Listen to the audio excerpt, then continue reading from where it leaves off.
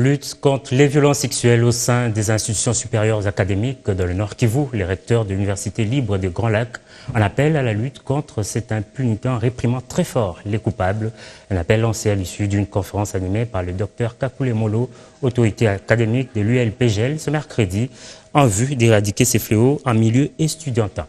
Selon le recteur de l'Université libre des pays des Grands Lacs, ULPGL Goma, l'unique moyen de lutter contre les violences devenues quasi fréquentes dans les institutions supérieures non seulement du Nord Kivu, mais également dans d'autres coins de la République, il faut de la rigueur et la lutte contre l'impunité. Je crois que si nous les dirigeants, nous donnons l'exemple de respecter les règles, de respecter les lois, et si nous sommes consistants en ne laissant pas les fautes s'en aller sans être réprimées, je crois qu'ils y arriveront aussi. Je crois qu'un élément important que nous appliquons et que nous allons continuer à suivre, c'est d'éviter l'impunité. Je sais que le peuple congolais est un peuple assez pacifique. Si vous montrez l'exemple, le peuple suit. D'ici 2030, l'ULPGL compte être la meilleure université de la sous-région des Grands Lacs. Et cela passe par l'appui du gouvernement congolais et de tous les partenaires, a martelé le professeur Dr Kakule Molo, numéro 1 de cette institution. Améliorer la qualité de l'enseignement par la promotion de l'assurance qualité afin d'atteindre les normes de l'UNESCO selon lesquelles il faut un professeur pour 30 étudiants. Et aussi créer des laboratoires modernes et équipés, former un personnel d'appui compétent. Notons que cet appel à la lutte contre les violences dans les institutions supérieures de la RDC a été fait au cours de la conférence organisée par l'ULPGL.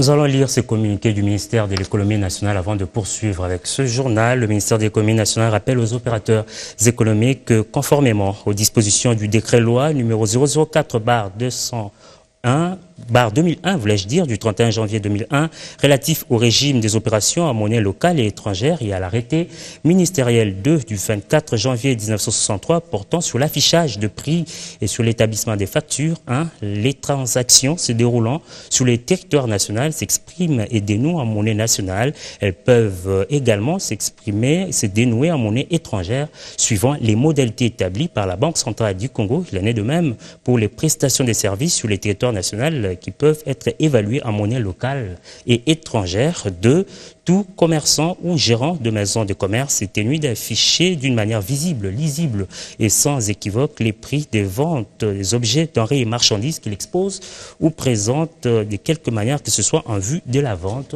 3. L'établissement et la remise de la facture détaillée sont obligatoires. Par conséquent et consécutivement à la mesure gouvernementale relative au paiement de droits, impôts, taxes et redevances dus au trésor public dans la monnaie ayant fait l'objet de la transaction, il est demandé aux opérateurs économiques de libeller et de délivrer leurs factures dans la monnaie de transaction.